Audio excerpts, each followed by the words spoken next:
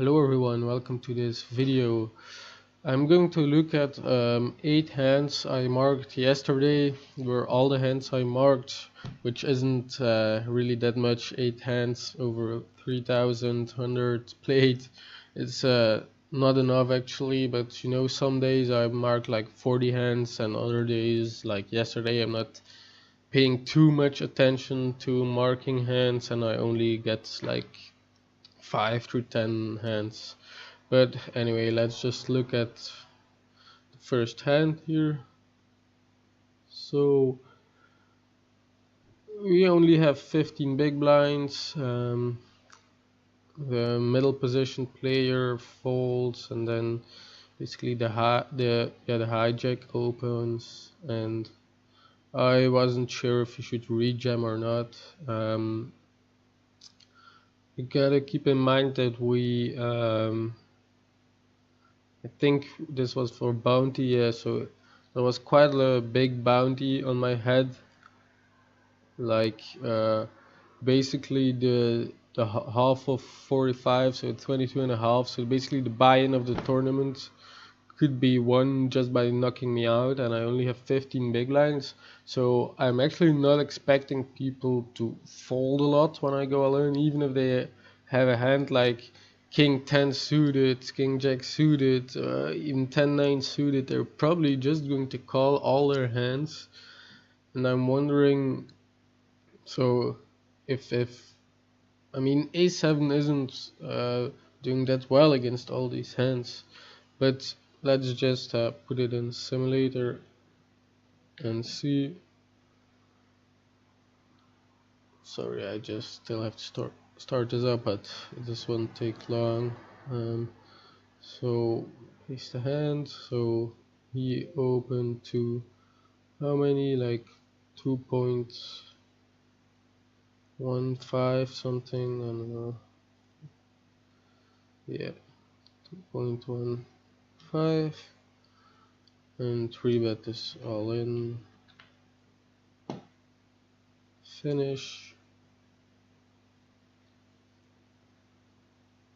So this guy has been playing very tight as well, which was also like the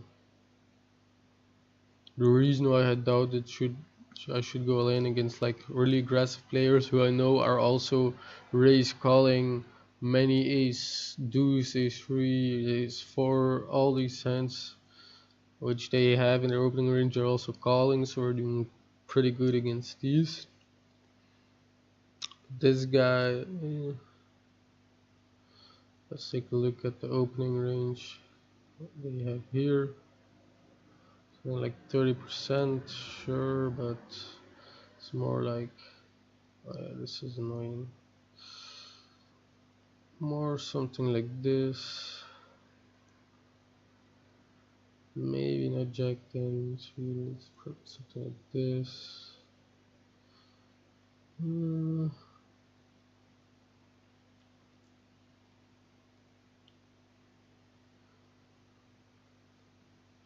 No, maybe not this. Maybe not even Jack 10 off. Rather something like this. Yeah, this seems like reasonable. And then when we go all in, so we 3-bet and okay, first we're going to look at the 4-bet ranges. So he's still going to go with ace jack off, so it's sixes, king queen suited. Maybe he is. Maybe he's even going wider because he understands he needs to fight for the bounty. So I'm going to leave these like this. They seem pretty reasonable. I mean, if anything, they should be a little bit wider in my opinion, because it's really important at this point in the tournament to just hunt these bounties, because as you can see they are just worth so much. If you just knock out me in this example, you get the buy-in of the tournament back, and that's like a pretty decent profit. It's not worth you know, folding your equity basically when you can have like 30% to win this bounty. Yeah, I'm not that good at explaining it yet, but at least I understand it. That's the most important thing. I will become good at explaining it, or at least better, by doing these videos. So that's really good. So as we already said, we don't really expect him to fold a lot. I mean, he's calling every pair 100%. He's probably calling all these hands. Is he calling ace 9 off? Probably, yeah, he should. But he's a bit tight. He's also in folding, well, 2 times out of 2 times in against 3 bets. That's not really that useful, but it's a little bit of a sign that he didn't 3 bet at all. Well, he didn't have much. Oh, you can see this. Herpy derpy derp. Yeah, whatever. Doesn't matter. Uh, he didn't he didn't 3 bet a lot, but he only had 4 opportunities against late position, so that's not a lot.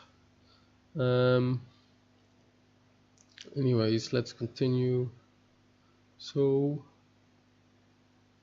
is he calling 10-9 suited? I think so. 9-8 suited. Maybe not. Maybe yes. Not sure if he's calling these. King 9. You know, something like this. It's pretty reasonable.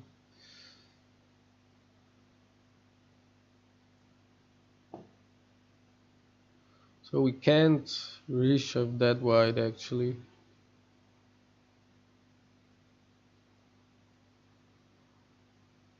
Look at this. Ace 7 suited is borderline.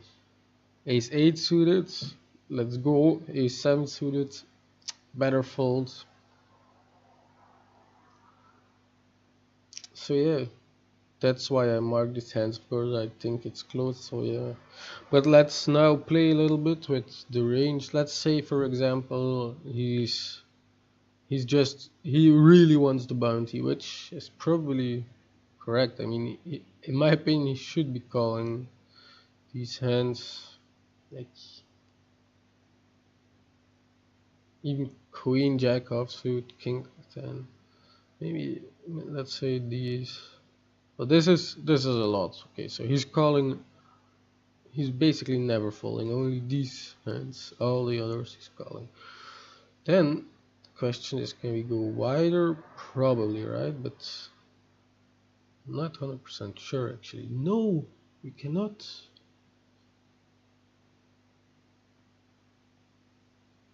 We cannot. Just because we don't have a lot of fold equity, we cannot go all in, because you know, in reality, what you see without the bounty is the opposite. People are going to be too tight. They aren't going to want to risk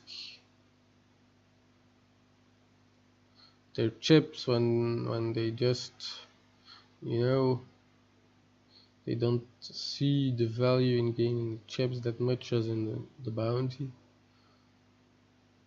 So they're let's say they call only 13%, and then you can see, bam, now you can reshove so much more. So the value in reshoving is actually mostly in the fact that people just will fold a lot and you pick up the chips every single time, and it's a lot. If I pick up this pot, you know, look how many big blinds are already in. 4.5. That's like more than a quarter of my stack I gain if they just fold and I just win 100% of the time. I don't even need to showdown. So yeah, it's probably in a freeze out. I probably go all in. In a bounty, when there's a big bounty in your head, you apparently cannot. Excuse me. But now let's make it that he's really calling his whole range. So he's just like, I'm raise calling If he shoves, doesn't matter. Call everything, which probably isn't bad in my opinion, because it's pretty big bounty. You see, even then, a7 suited as a fold. It's close, but it's a fold because he calls every time. And of course he's calling with all these crappy hands. 10, 8, 9, 8, 7, 5, 6, 5, Queen 10. But it's just not worth it because what let me just think about this and let me pick up the thread where I left it. So even though he's calling with all these crap hands, we cannot go all in because our equity probably isn't even that good. Let's take a look here and let's see. So we have ace 7 suited and another guy has, so what was it, like 26% range, not like this, so something like this, doesn't matter that much. So this is 29 hands, probably a little bit too much, more something like this. 27.9, 27. So let's see. Oh, now I'm going to make sure you can see it. So let's see what our equity is. 50%. It's actually not that bad as I thought, but it's actually, it's not that good. You actually lose a little bit more than 50% of the time with your hand, even though he's calling all his crappy hands. So yeah, and let's see if he's not that crazy, but like still calling a lot for the bounty, but not like a crazy amount. So let's say he's calling something like this. Yeah, so let's say something like this. Look, and we have only 44% equity now. So we're not even ahead equity wise. So yeah, it's actually fold, yeah.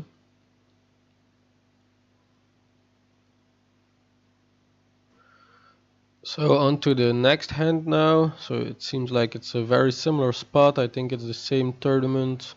So the another gun player opens. There's a guy calls. We have 10 big blinds. Think I actually folded this hand. I'm not sure. Yeah, because I think he actually has quite a lot of strong hands in there. Like again, we're playing for the bounty. Yeah, same bounty on my head as in the previous thing. So again, they're just not folding. So this is probably flat, slam dunk fold. But let's put in the numbers anyways. So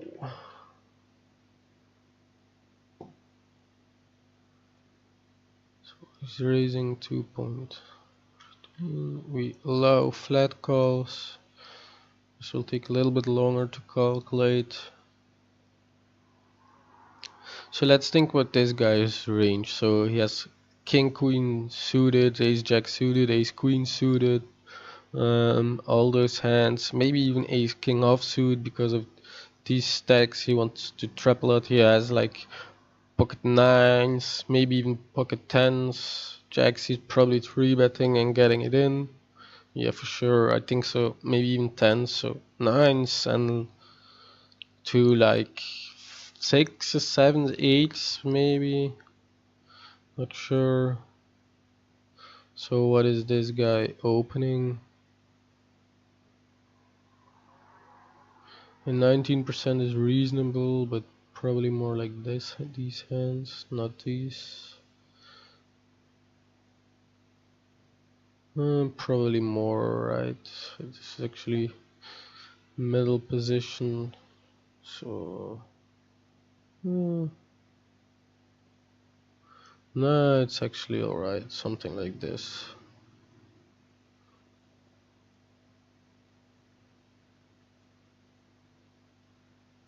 Yeah. And then stacker is calling. So yeah, we seen something like this, but more like probably not these hands. These are ace queen off, maybe ace king off. We're gonna put ace king off like 50% or something. Tens also like is borderline in my opinion between he's 3-betting getting it in or calling. So I don't know. I think he should be 3-betting. So I'm going to take it out because I think he should be 3-betting it. So he's probably also calling these hands, sometimes also 3-betting them, especially like these hands play probably better as a 3-bet, maybe not Jack 10 suited, maybe Jack 10 suited. These hands also play better as 3-bet, but these he can maybe call 10-9 suited, 9-8, I don't know, it's Jack. I don't know if this is too tight or not. It's probably something like this, right? It's not. He's not going to be calling too many hands there, I think.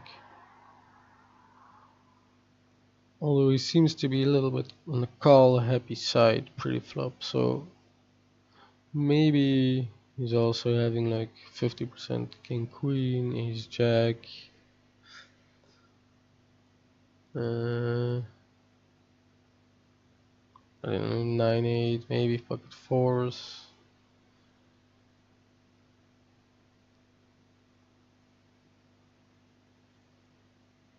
Something like this.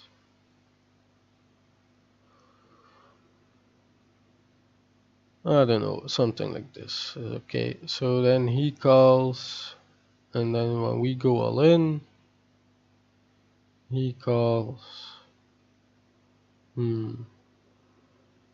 Probably every pair. I don't know actually what he's in a kind of tough spot because he has this guy still behind him. He has to think about. He can't just be like, I call everything and not think about this guy. Although he's probably thinking that if he shoves, this guy probably folds a lot, which might actually not be the case. So I don't know what he's going to do. It's probably not just going to. I don't know, man. It's hard to say. I mean, he's probably wanting to get it in with me alone with his whole range. But against him behind, it's kind of difficult. I don't know. I say something like this. And stacker. He's calling everything for sure. I think. Yeah. Yeah. If he folds, he's calling everything. So yeah, this should be slam dunk fold. I'm going to lock his range.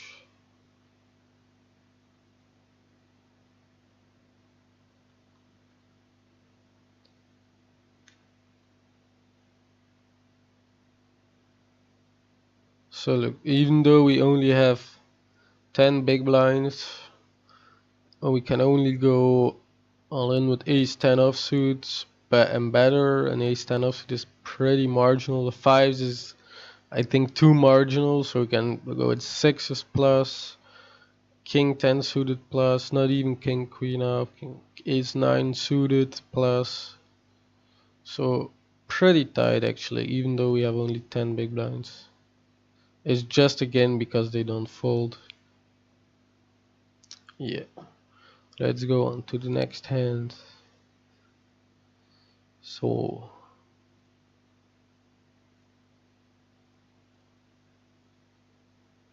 Oh, I remember this hand. Yeah, I was like, I already marked the hand. I think when he opened, then of course after he jams, it's a no-brainer fold. Um, but let's analyze it from this point where he opened and he called. Can we go in or not?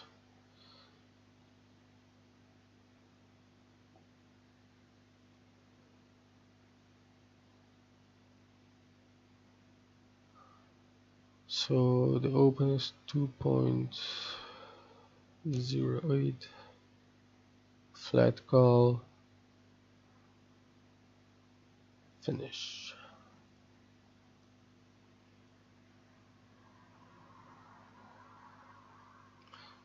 Is this? Yeah, this is again a bounty hunter, but unfortunately I cannot see the bounties here on the party poker. Yeah, so this guy is opening from under the gun +2.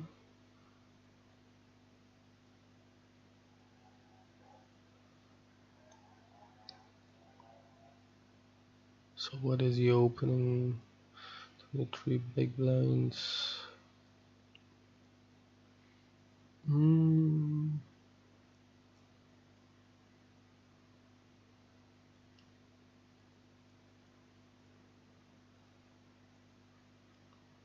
Something like this, I don't know. Probably not king 9.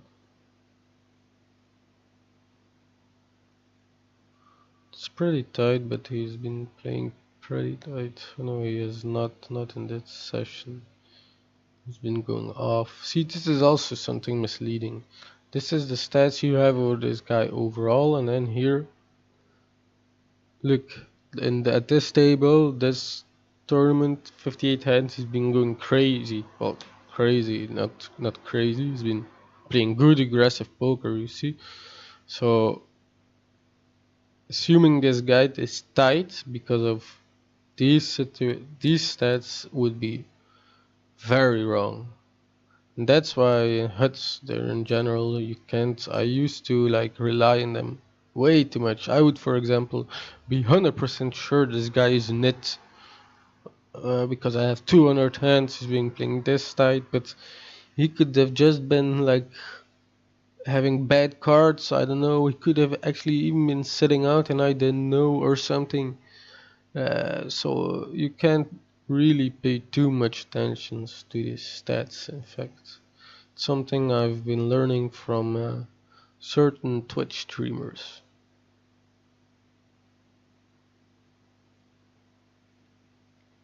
Shout out, by the way, to the No Limit GG guys. I love them and so much valuable content. They're crazy. And of course, Razor Edge. Genius, Ben CB. Okay, let's continue with the head. So we gave this guy like this range. Maybe king, I don't know. This is like pretty loose already. It's something like this, yeah. And then let's say now he folded and we have 16 big blinds. I'm like fairly certain we can go all in.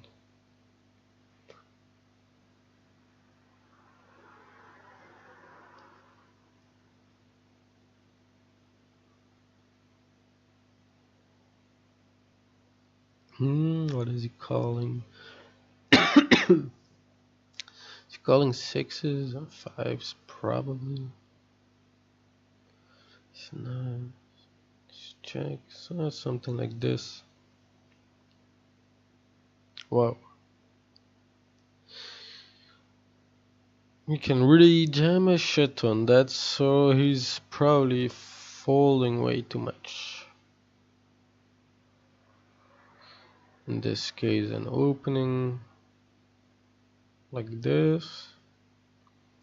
This program is also so nice because now I know if you're this guy and you, for example, you're raising this range, but only calling these hands when he goes all in, he can exploit you so much. He just goes all in with all these hands, and like I've been saying before, you just make print so much money because you get so many folds.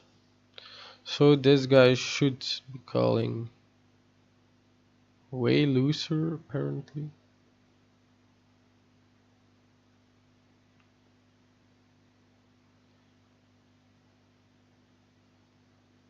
Hmm.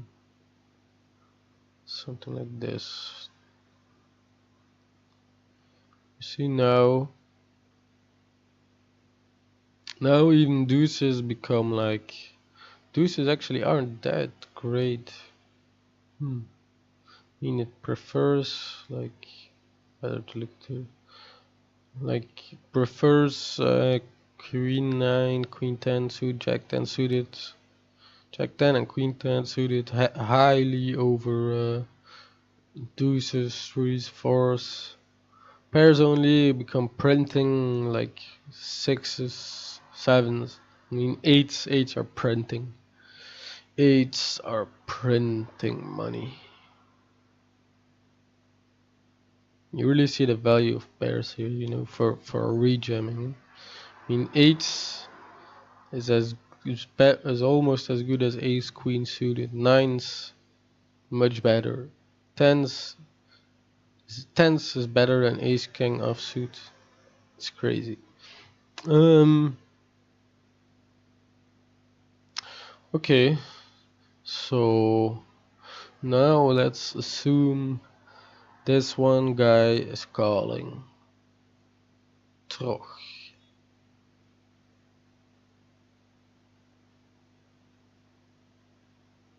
I mean, these aren't that likely.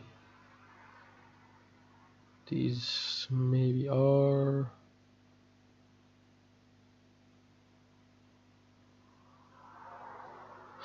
Let's not put too much thought into this. Well, it does matter, of course. But, yeah, something like this. And then when we 3-bet, he's only calling this. Nah, that can't be right.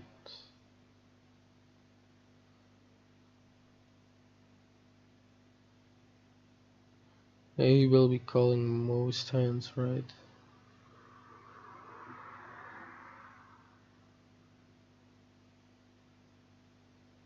Something like this. Maybe not king jack suited, I don't know.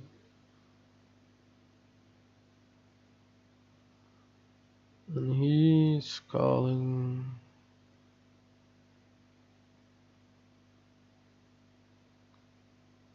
this, something like this.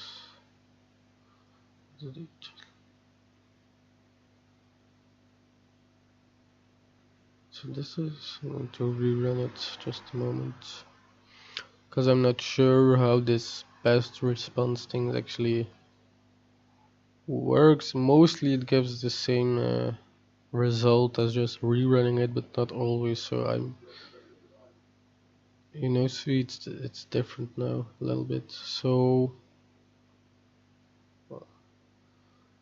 yeah, wow, even sixes is a fold. That's crazy actually.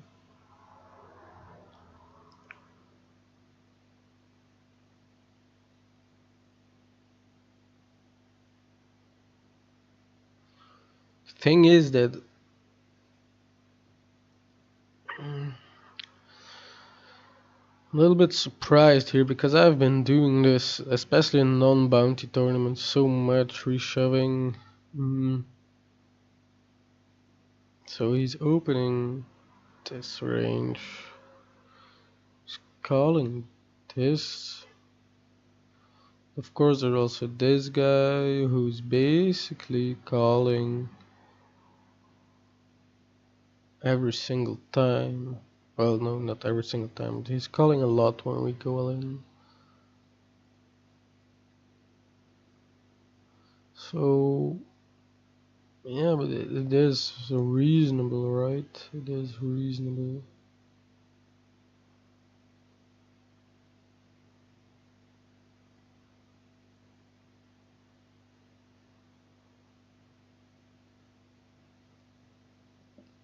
So we can't actually rejam this wide,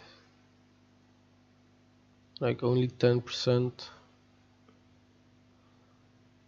I mean, I should be careful doing. I sometimes reshove way too wide here, I think, but it's been working out for me so far. So yeah,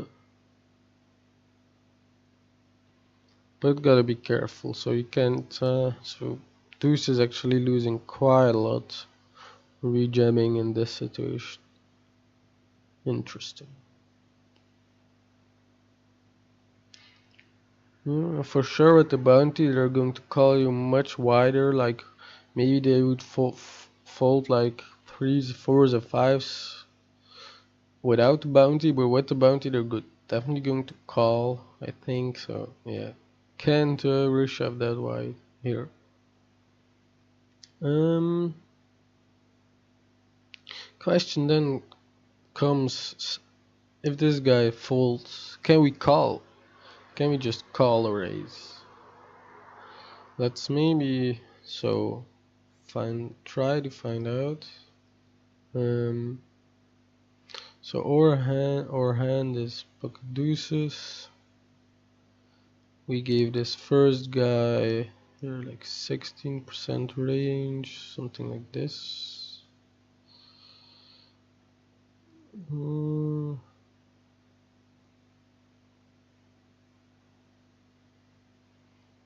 Yeah, let's just take a look and see what it actually is.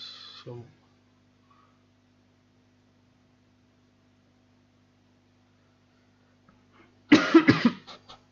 excuse me. Like this. Okay. And then the other guy.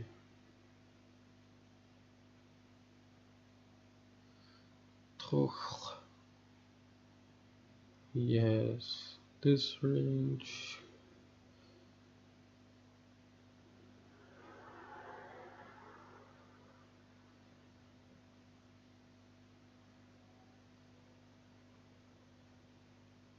Okay, let's take a look.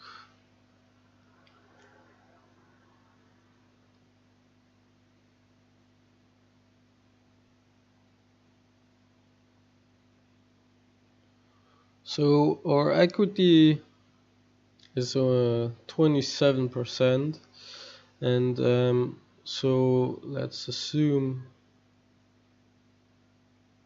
So now there would be 4.4 big blinds in 6.6 big blinds, 6.5 big blinds in the pot now, and we would have to call like 1.8, so we get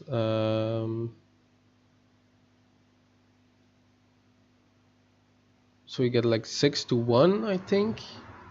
Yeah, 6-1 is like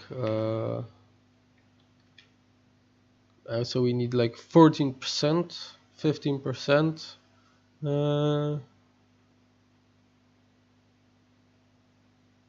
to call, and we do have this equity. I'm not 100% sure about this calculation. Let me think again. So we need to call, so the pot is now 6.5. We need to call 1.8, so we get better as 6-1. So yeah, correct. We only need like 15% equity.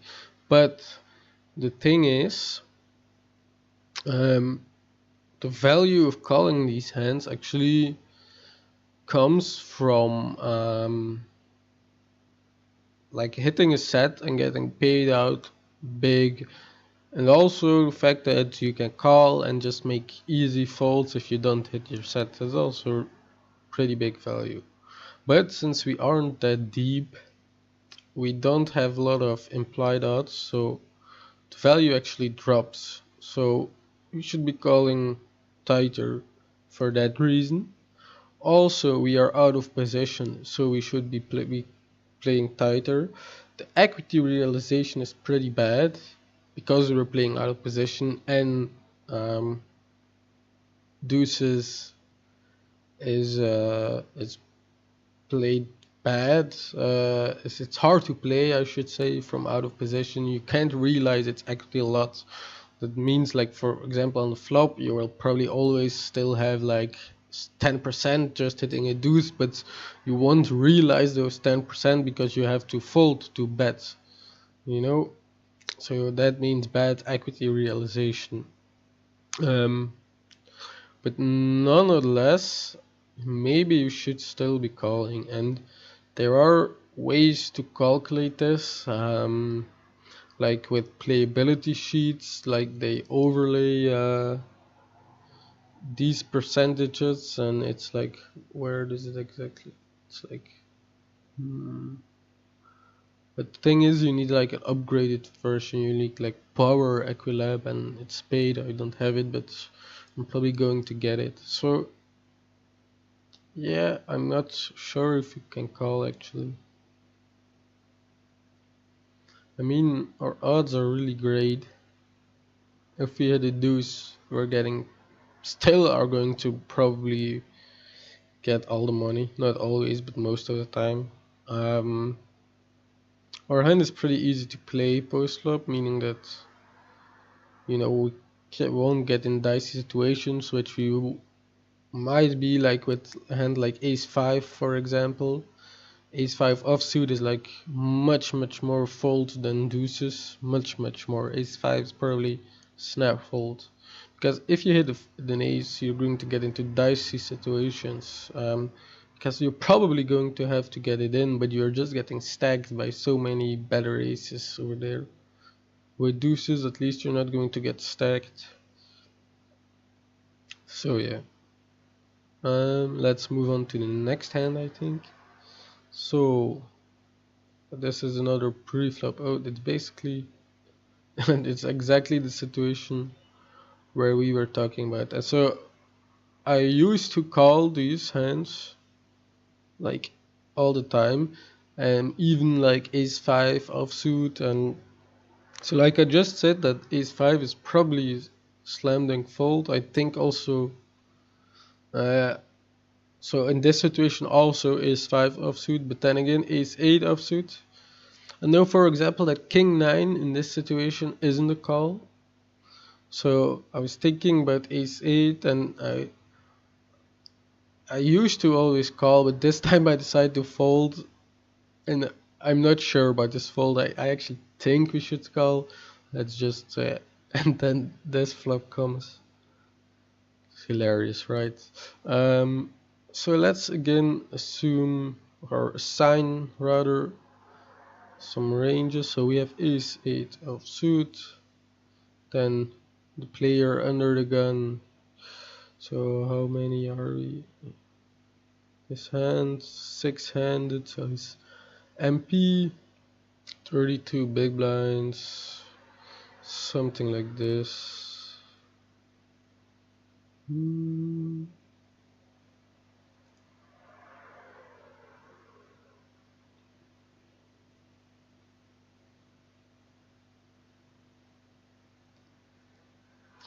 Yeah, it should be something like this.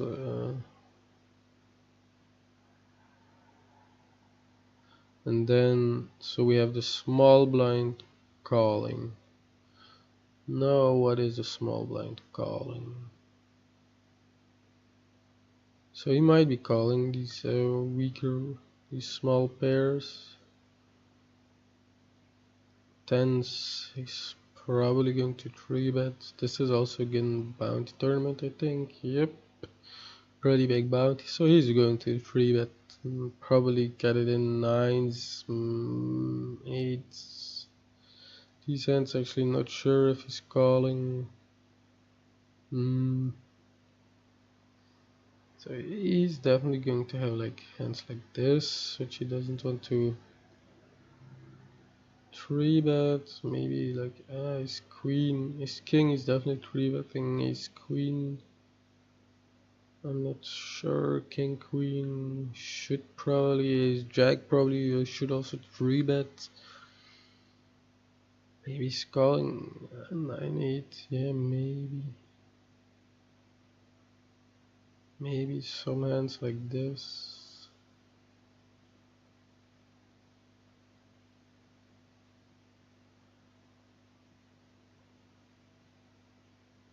Yeah, something like this. I don't know for sure. Let's take a look.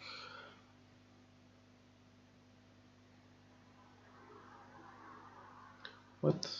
3%, 4% complete? How long is this going to take? Hell. Let's see if it keeps changing a lot. Not really so. Something between 25 and 26%.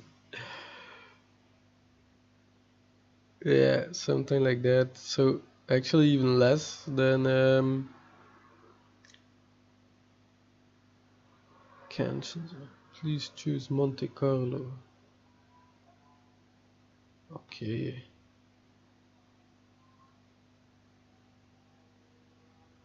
Yeah, that's yeah. So 26%.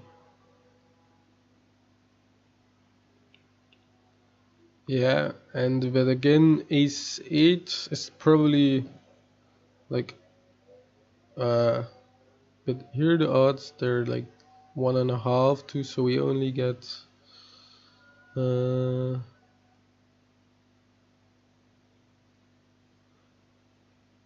4.5 to 1. Yeah, that makes sense. 4.5 to 1. So we need 18%. We got 26, but again, playability of this hand is bad. Yeah, I really should get Power Equilab. You can see much better how you need to calculate this. So let's say, for example, a7. It's like 1.5 equity less. 8-6. Also like 1.5% less. Ace 5. Ace 5, yeah, actually is a little bit better or it's basically the same as ace 6. So we only need 8. So it's actually more closer than you think, but I think ace 8. I'm honestly not sure. I don't know for sure based on what I did here, but I think it's a call, and it's much closer than you think. If you know for sure there is a weak player in the hand, easy call. Against really tough players, eh, it's just meh. You know, ace deuce, for example, is just probably slammed. You know, yeah, that's most likely slammed fold. So yeah, up to the next hand.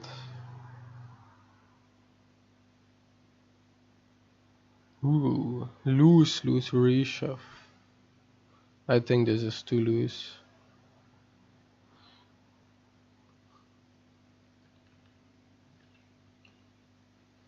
I think we got lucky here, right? Yeah, lucky.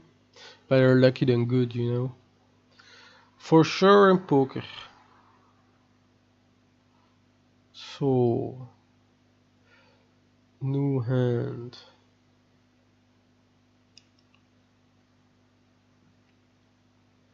He's opening 2 point. All these people with their weird raise sizes. All in, finish. So he's been pretty active from MP, 28%.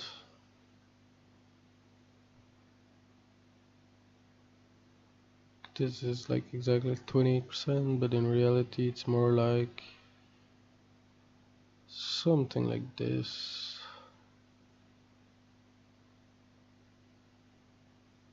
I mean, this is pretty wide. This is way wider than he should, and that's also probably why he's been folding to a lot of 3-bets, because he's opening too much hands.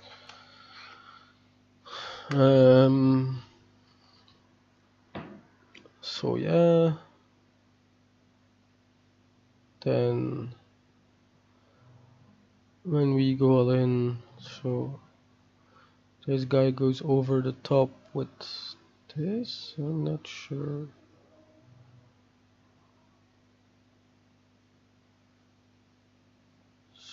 Something like this. This guy also like this. This guy.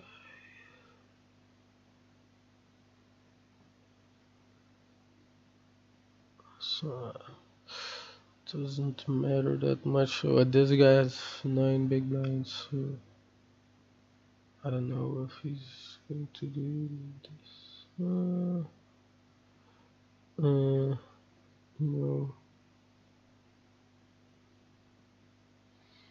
Okay, and then Papa Dog calling something like this seems okay. Let's go.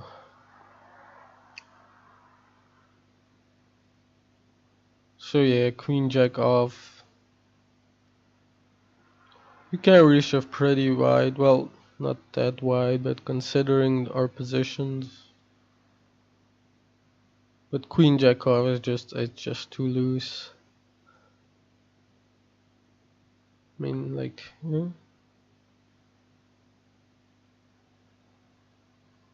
Yeah, I don't know. Some of these guys are a little bit tighter, but of course, if, for example, let's say they are a little bit looser, all of these guys, and you know, this and this guy with his 9 big blinds also is like, ugh, I only have 9 big blinds, let's gumble. Then it doesn't change that much, actually. It doesn't change that much.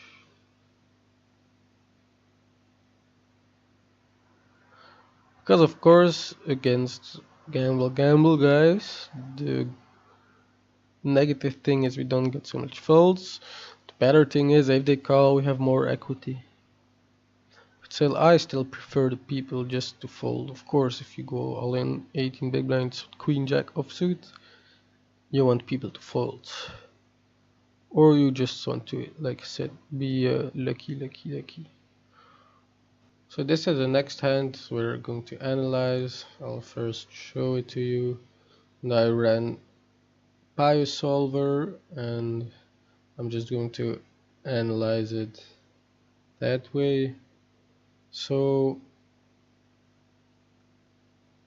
first of all, this is our raising range and this is the defending range, and as you can see, he's going to be rejamming or 3-bet getting it in all of these hands, rejamming every pairs, 3-betting these as a bluff, because we're playing like 33 big blinds, so he can rejam these, and there's also bounty involved, so he's going to call us or want to get it in wider to win the bounty. These are all the bet-in sizes and raise sizes. Yeah, so he starts off by checking, of course, and then our strategy is to either bet very small, like 25%, or bet really big. I think this is 80%, yeah, 80% pot. So yeah, that's very interesting. Okay, yes. So I'm going to fill in this form. I'll already describe the situation, the flop, and also first like look at the in position players equity. So in position player, so we in this hand have 56% equity, 56. 0.2992 was right, or was it? No, 29. Out of position 43.7.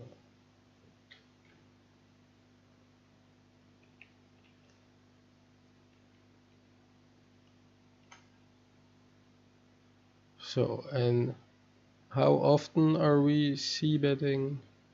Around 50, well, 25 and a half. 25.5%.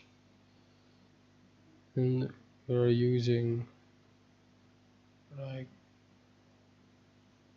28% of the time, something. 28% of the time we use 25 sizing.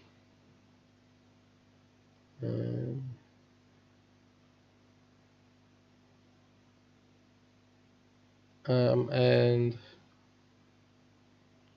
20, what is it, like 24 then something. Yeah, 24% of the time we use 80 sizing. So I've also noted the hands. So the small sizing is with pair and flush draws, so really strong hands. Sets as well. Then weak pairs for some equity denial.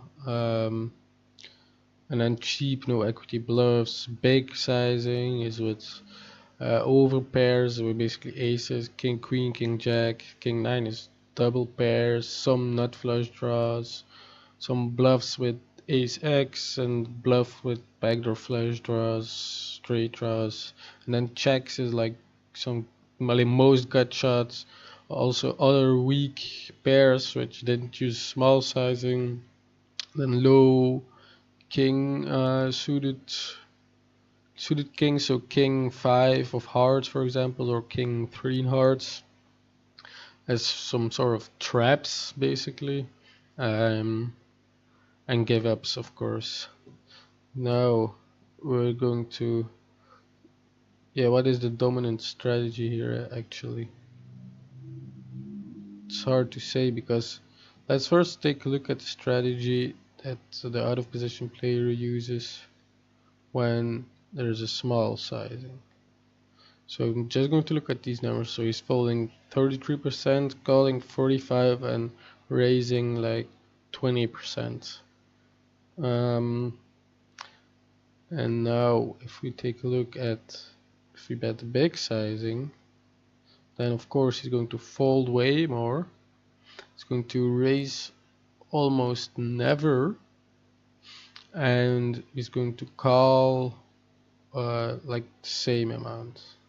So actually quite a lot of quite a bit different things. So maybe I should, for this one, make two things. So that's what I'm going to do now. So this is the result. So versus a 25% c-bet, we call 45%, which is like all nines, fives, some nut flush draws, and others are raised. Even hands like queen jack, queen 10 we can call. We fold all ace highs with no backdoors, so no ace of hearts, no 7 of hearts, or for example, then every like queen 4 suited of clubs and things like that, 8-3 suited of clubs, all this crap. And we raise actually, we check raise quite a lot, 22%, with all our strong kings. So I'm going to show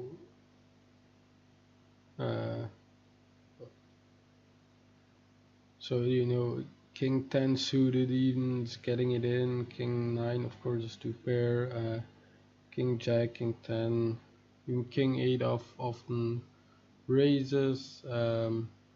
Other hands are like the low nut nut flush draws, 7-8 suited, strong suited, queen 8 suited of hearts, jack 8 suited of hearts, 10 jack suited of hearts, all things like that. Check raise a lot. I think also we don't have any sets, but if we, for example, would have sometimes call 5 preflops, because you know it's a tight player and you think that maybe he's not opening enough to be rejamming 33 big blinds, you probably should also add these hands. And maybe if you, for example, would have 5s all the time, you should 3-bet get it in, less of king 10, for example, because now you also have very strong hands with your sets. But yeah, and then again, or not again, but against 80% c-bet sizing, we call all our flush draws. We're not raising anymore, because now if we raise, we basically commit ourselves to going all in all the time, and I don't know, with our flush draws it would be like, if he then goes all in over the top, what do? We don't really want to call, but if we fold, we lose all our equity. So we just call all of those to not get in these situations. We call every king and 9. We're not raising anymore. We're folding now all ace highs, even if we have the ace of hearts, we just fold. Fold, yeah, all other crap, and even most 5s. So even if you have like the hand of jack 5 of clubs, now we're folding to the big sizing. And we basically never raise, but yeah, the 4% was like, I can show you, it's like so king queen and king jack, he's getting it in, and then some net flush draws, like sometimes ace deuce, ace 3 suited, check raise, and then some 7-8, 6-8. But yeah, it's probably best to not have, well, then again, I wouldn't mind check raising like these hands once in a while against the big sizing. Yeah. Okay, let's now run through the hand just as it will play it. So we bet small, he called, turn was the deuce of spades, he checks again, and then so it actually advises to keep barreling our hand on this turn. Also very interesting is to see that he always chooses a big sizing on this turn, never ever small. He's even choosing most of the time an overbet, which is very interesting to note.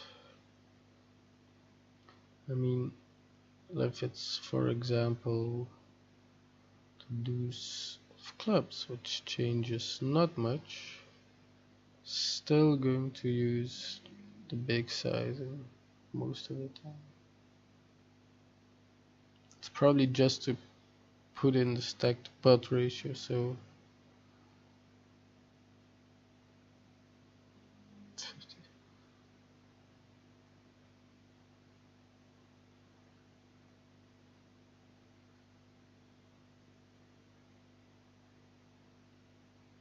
yeah. So if he puts in 300, so like 760 something into the pot, then the pot will be like around 1100, and stack sizes will be like 800 something.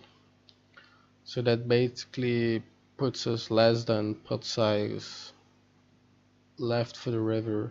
And that's something these solvers often do. They just already on the turn they're going to like say them gave a message. That's not really giving a message, of course, because it's it's based on math, but they already putting you to the decision of going through your whole stack, which puts a lot of pressure on this, and it's something I see a lot of good players do. um, Something, you know, I should implement much more often in my game. So, you know, I'm going to make a note of this, write it down somewhere, um, and then jump into the next hand. These last two hands, they're actually quite hard to like really solve and really understand, because they only you know, are about pre-flop situations. So this first hand, for example, this was a bounty tournament.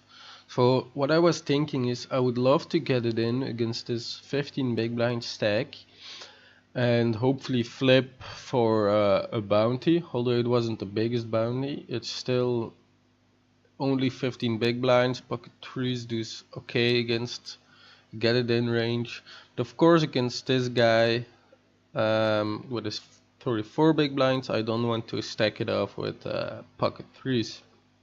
So the thing is, we could, for example, just call, and then hopefully this guy folds, he goes all in, and then he folds, so we can call. That's like the dream scenario. But in a lot of cases, he will just go all in over the top, because he would assume my hand not to be that strong, because I would re-raise most strong hands. Although I probably trap aces and kings, but that's about it. Maybe not even kings, maybe only aces. But another strategy could be to 3-bet, and 3-bet actually looks pretty strong here, because you commit yourself to calling everything you raise with against this guy, because you put in, like, he puts in he actually raises pretty big, like 2.65 75, something like this, 2.75, yeah. So that actually makes me think, like, I don't know, it could just be that this guy always raises this side, but yeah, it's hard to say. You know, you could look at the equities and things against his range and see and law, but yeah, I don't know. Pocket threes, though, is not really a hand you can play really well in 3-bet pots. I know you can 3-bet if they call, you can stab a flop, of course you can hit a set, but if you bluff the flop, there's not much opportunity to continue on the turn, although, yeah, maybe that's not true. So I decided to call her, and we call, he bets, of course, we get out of the way now. So yeah, it's like, I don't know, you can run solvers for this, for preflop, but they take so much time, and it's, yeah, it's whatever.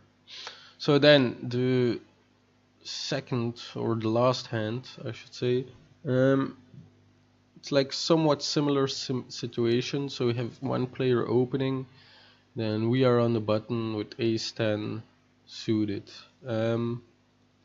The question again is, do we call or do we 3-bet? So if we 3-bet, the question then comes, if he goes all in, do we call? And I'm not sure if that is you know, possible, if it is a correct thing to do. So let's quickly run this in HRC. So he raises to 2 big blinds. Let's say I raise then to 6.5 big blinds. then 4-bet is all in. So yeah, and so what I was thinking in this hand is that I actually don't really want to get it in against his range, because he's never going to have hands like ace 9, ace 8, which I dominate. So we're actually either flipping against his weaker pairs, like nines and below, um, or we could also be flipping against king queen suited, king jack suited, maybe. That's about it. And then we will be dominated by all his higher pocket pairs and all his higher, like ace jack and plus. So I don't think we can profitably get it in against his range. I decided to call because this hand plays very nice post flop as it is suited. A lot of equity realization. We are in position, so yeah, I don't think I'm pretty sure calling is never a mistake here, but 3-betting might be just better. Now let's take a look at if we can 3-bet call profitably. I don't think so, but we're going to. So he's opening something like this. He's from hijack, middle position. 22 big blinds.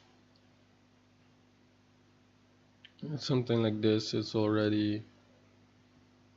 Yeah, it's okay. It's maybe a little bit on the. No, it's not really on the looser side. More like this.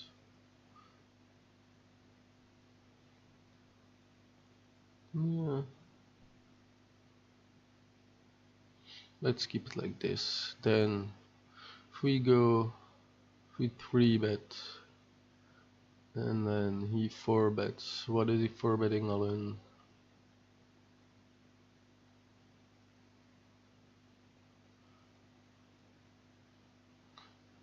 I'm not sure. Probably something like this.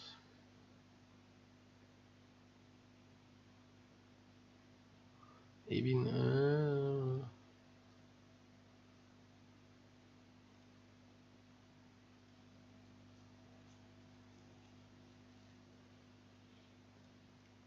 Of course, an added benefit of 3-betting is you make it much harder for one of these guys to enter the pot.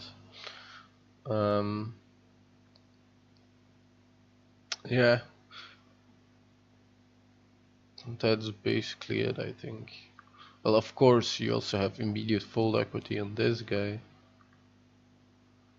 So,